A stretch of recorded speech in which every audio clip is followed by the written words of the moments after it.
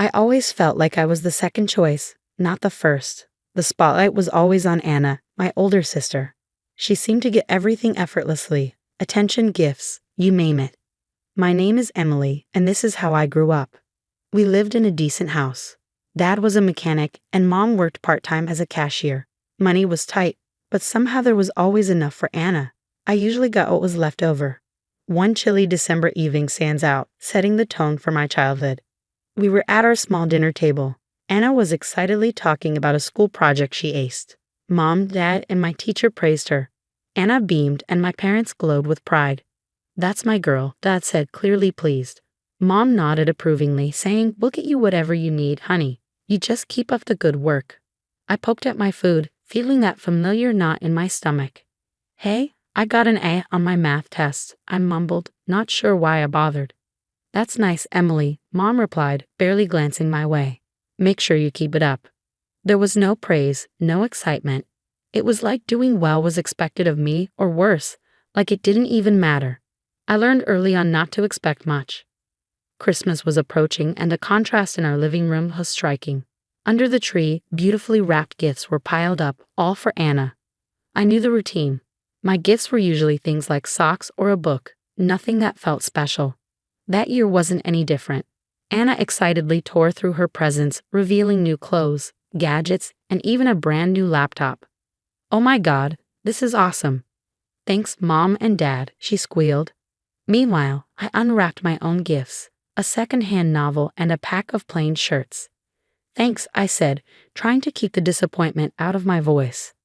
After the holidays, things returned to the usual routine. Anna was the star, and I was just there. Aunt Sarah was the only one who seemed to notice. She visited occasionally, always bringing a small gift just for me, something that made me feel seen. But those visits stopped after one particularly ugly argument. I was coming home from school when I overheard them in the kitchen. "You can't keep doing this, John. You're ignoring your younger daughter," Aunt Sarah said sternly and frustrated. "She doesn't need as much as Anna," Dad retorted harshly. "That's not the point. It's about showing both your daughters that you care." "Well, maybe if Emily was more like her sister, it wouldn't be so hard," Dad replied, not realizing I was listening. Aunt Sarah noticed me first, her face dropping as she caught my eye. I ran up to my room before I heard any more, tears stinging my cheeks. After that, Aunt Sarah wasn't allowed over anymore. Dad said she was causing trouble, stirring up drama that didn't exist. But it did exist. I lived it every day. After high school, it felt like standing at the edge of a cliff. Anna was off to college with a fat check from Mom and Dad to cover everything, dorm, books, everything. Meanwhile, I got a pat on the back and a "good luck, Emily." Not long after that, I moved out. There were no dramatic goodbyes, just me packing my few things into old boxes and suitcases while Mom watched, her expression unreadable. I found a small apartment on the outskirts of town. It wasn't much, but it was a start. The place was shared with two other girls, Lisa and Jen, who were as broke as I was but had dreams just as big. "Welcome to the dungeon," Lisa joked on the day I moved in, showing me around the cramped space with a laugh. "We make it work, though." "You got a job lined up, starting at the diner tomorrow?" she asked. "Yeah, and maybe something at the bookstore part-time," I replied, dumping a box on the bed that would be mine. "Good hustle." Jen nodded approvingly. "We all pitch in for rent on the first, no exceptions." "Okay, got it," she'd assured me. Working two jobs wasn't easy. The diner had me on my feet all day, taking orders and dodging the grumpy chef's temper, smiling through it all. Evenings were spent at the bookstore, shelving books and ringing up sales, the calm a stark contrast to the chaos of the diner. Months turned into a year, and saving up for college seemed like chasing a mirage. Just when I'd have a little put aside, something came up, like the time I got sick. It hit me out of nowhere. One day I was fine, the next I was burning up, barely able to get out of bed. Lisa found me like that, shivering under a pile of blankets. "Jesus, Em, you look like hell," she exclaimed, her face creased with concern. "You need a doctor." "I can't afford a doctor," I muttered, feeling the room spin a little. "We'll figure it out," she insisted, pulling out her phone. "There's a clinic. They charge based on what you earn. Don't be stubborn about this." The clinic was crowded and weary, where the wait times could break you if the illness didn't. When my turn finally came, the doctor, a kind, tired-looking man, prescribed some meds and plenty of rest. "You need to take it easy," he advised, handing me a prescription. "Can you take some time off work?" I almost laughed. Not really, but I'll see what I can do. Back at the apartment, I crunched the numbers, meds, missed shifts, just scraping by on rent. It all added up too fast. My college fund, what little there was, dwindled to nothing after the medical ordeal and draining my savings. I knew I had to face it. I needed help. Swallowing my pride, I decided to call home. It had been a while since we talked properly, since I moved out. The phone rang, and I braced myself. "Mom, it's Emily." "Emily? This is unexpected. Everything okay?" Her voice was cautious, not warm or worried. "I need to ask a favor. Can I come home for a bit, just till I get back on my feet?" My voice sounded small, even to my own ears. There was a pause, the kind that tells you the answer won't be what you want to hear. "Oh, Emily, you know your sister just moved back in with her husband. They're using your old room. There's really no space." My heart sank, but I pushed on. "Can't we figure something out? Maybe I could sleep on the couch. It's just for a little while." Another long pause. "I'm sorry, Emily. It's just not possible right now. Maybe when things settle down with Anna and the baby." I hung up and sat there, the silence of the apartment pressing down on me. They had made their choice, and I wasn't it. I was on my own, truly on my own. The next few days were a blur of applying for any job I could find, skipping meals to save a few bucks, and trying not to think about the fact that my own family had turned me away when I needed them the most. It was during one of my late-night job searches that I got a call from Aunt Sarah. "Emily, sweetheart, I heard about what happened. Are you okay?" "Hey, Aunt Sarah. I'm managing, just trying to figure things out." "Listen, why don't you come stay with me for a while? You shouldn't be alone through this." I felt tears prick at my eyes. "Really? Are you sure?" "I don't want to impose." "Of course I'm sure. You're not imposing. Your family, more than just when it's convenient. Pack your things and come over. We'll sort the rest out together." "Thank you, Aunt Sarah. Thank you so much," I said, my voice thick with emotion, packing up my things again. I couldn't help but feel the weight of the rejection, but also the warmth of being welcomed without conditions. Aunt Sarah's place wasn't big, but it was filled with love, something that had been sorely missing for too long. When I arrived, Aunt Sarah was waiting at the door. She wrapped me in a big hug as soon as I stepped out of the cab. "You're home now, Emily. Let's not worry about anything else tonight," she said, ushering me inside. Life at Aunt Sarah's was different from anything I'd known. It was quiet, peaceful, and most importantly, I felt wanted. A few days after I moved in, Aunt Sarah and I sat down at her old, scared kitchen table for some real talk, the morning sun spilling over the cluttered surface, turning the steam from our coffee cups into golden swirls. "So, Emily, what's the plan?"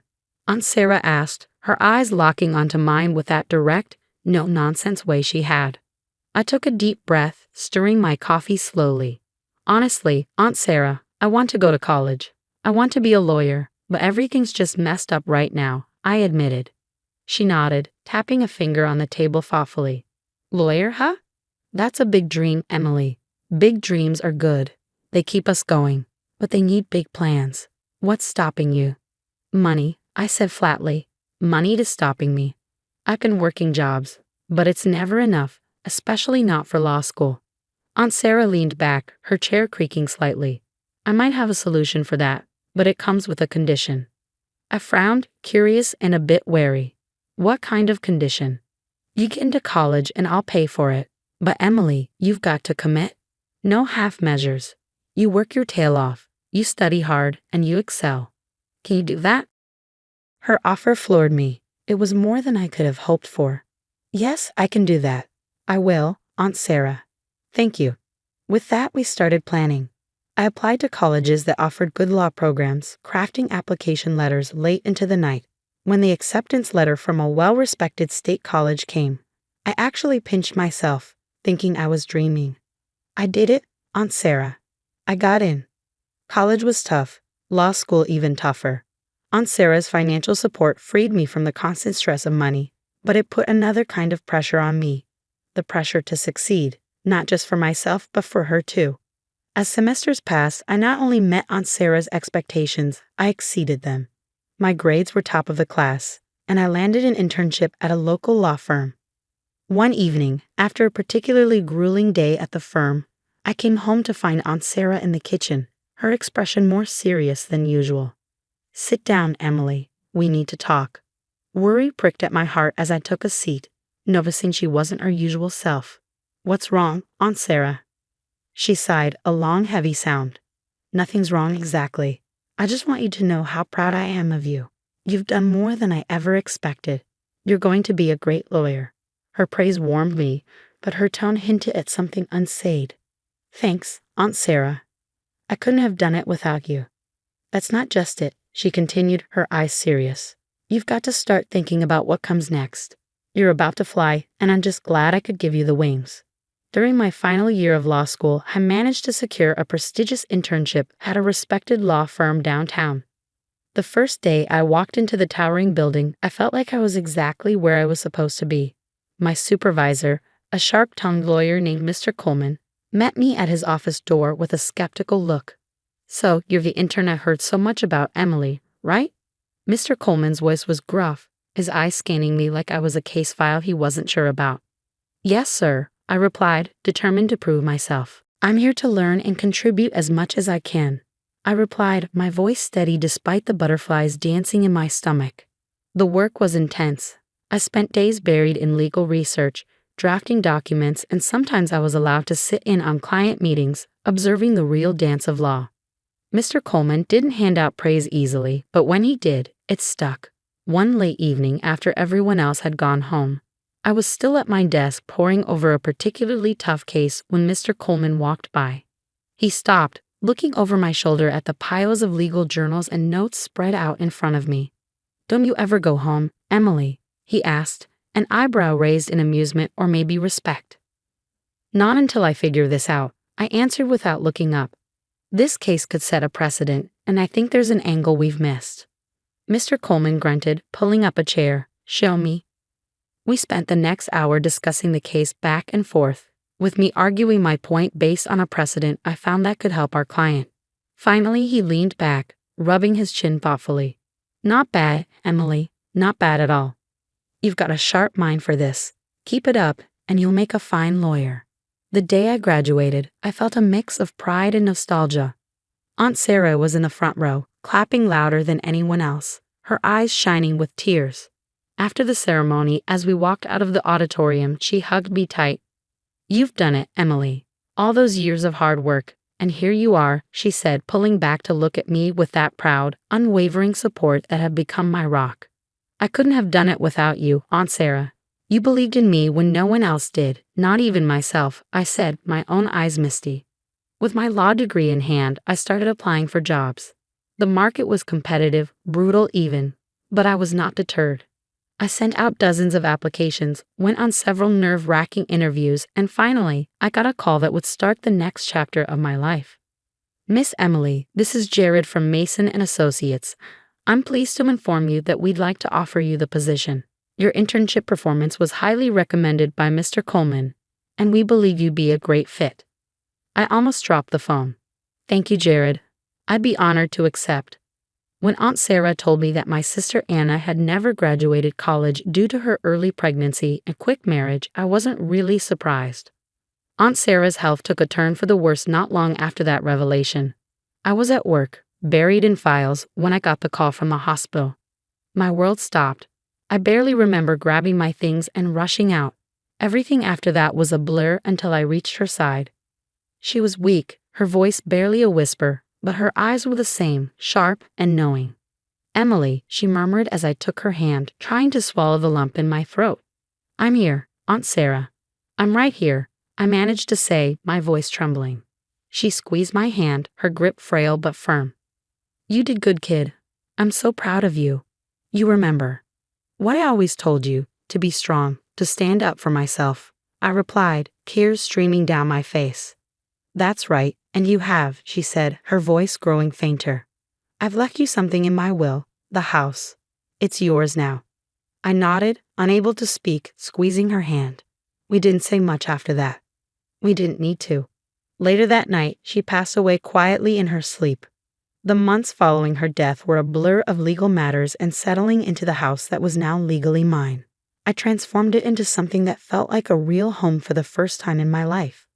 Then, out of the blue, my parents and Anna, with her husband and kids, decided to visit.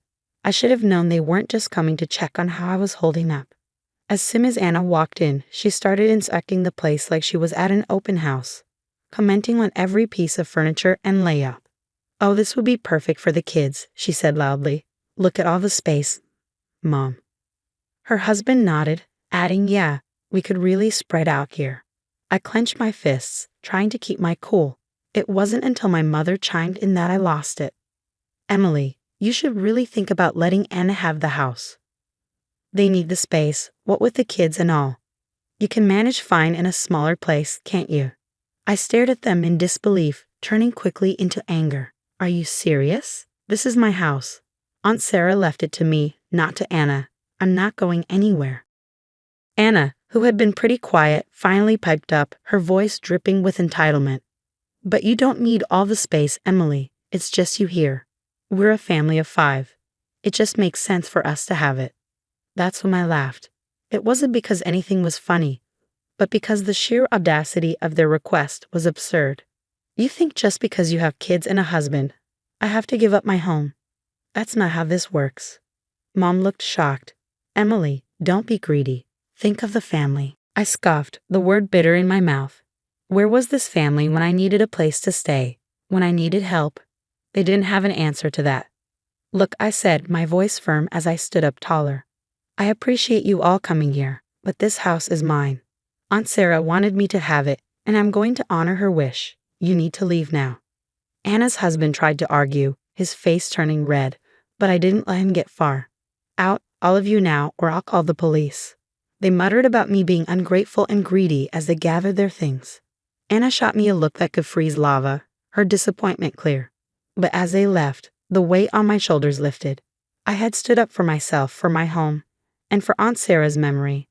I came home from work to the most absurd situation. I couldn't get into my own house. The locks had been changed. Before I could process what was happening, I heard noises inside and started banging on the door. It swung open, and there stood my sister Anna, with her husband and their kids scattered behind her. "We've decided to move in here," she declared with a smug look, as if it was the most natural decision in the world. "What are you talking about? This is my house," I snapped, disbelief and anger swirling inside me. Anna shrugged, unbothered. "Well, we need it more than you do. We've already moved everything in." "That's not how any of this works, Anna. I'm calling the police," I said, fumbling for my phone. She laughed, clearly thinking I was bluffing. "Sure, go ahead." I dialed 911 while we waited. Our parents showed up, drawn by the commotion. They sided with Anna, of course. "Emily, why are you being so difficult? This is family. We should stick together," Mom said, her voice high-pitched and nervous. "Dad, tell her," Anna added, turning to our father, who just frowned at me. "This is just plain wrong, and you know it," I shot back, the reality of the situation making my hands shake with rage. Anna's husband, who'd been silent until then, stepped up. "Just drop it, Emily, otherwise you'll regret it," he sneered, his tone menacing. I started recording on my phone, aiming it at him. "Threaten me again, and it's on record." He lunged for the phone, but I sidestepped him right then. The police arrived. It didn't take long for them to assess the situation. My sister was crying, her kids confused and scared. Anna's husband kept saying, "It's just a family matter," trying to downplay his earlier aggression. Mom was sobbing by now, pleading with the officers. "Please, they're just kids. They don't understand. We're her family." I took a deep breath before I explained to the police. They broke in and changed the locks. I didn't give them permission. This is my house. The officers were firm. Breaking into a house and changing the locks is illegal, even if you are family, one of them told Anna and her husband. Finally realizing the seriousness of the situation, my family's bluster faded. The police made it clear they had to leave. Reluctantly, and with plenty of resentful glances thrown my way, they gathered their things. After the police left, I called a locksmith to change the locks again, this time making sure no one else had the keys. As I stood in the doorway of my reclaimed space, the silence was heavy, filled with the echoes of the confrontation. It was a few months later when I met Mike. He was a friend of a friend introduced to me at a small gathering. Mike was easy to talk to with a straightforward way about him that I appreciated. "So you've had quite the year, huh?" Mike said, handing me a drink with a knowing smile.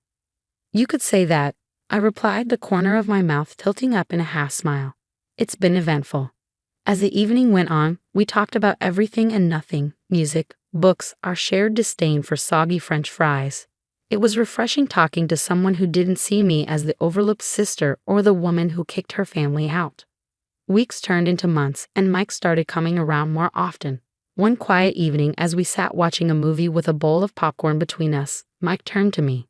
"Emily, I've been thinking," he began, pausing the movie. "Yeah," I responded, my heart skipping a beat. "I really like what we have. I mean, I know your house is your sanctuary, but I was wondering if you'd be okay with me being a more permanent part of it," he asked, his voice tender. I looked at him, really looked, and saw everything I needed in a sincere, hopeful gaze. "I'd like that," I said simply, and a smile lit up the room. Life didn't become perfect overnight, but it felt a whole lot lighter with Mike by my side. We faced a few more challenges, like when Anna tried to stir up trouble again by spreading rumors about me being heartless. But this time, I didn't face it alone. "Let them talk," Mike said one evening after I got a frustrating call from Mom telling me how upset Anna was. "The people who know you really know you. They know the truth. That's all that matters."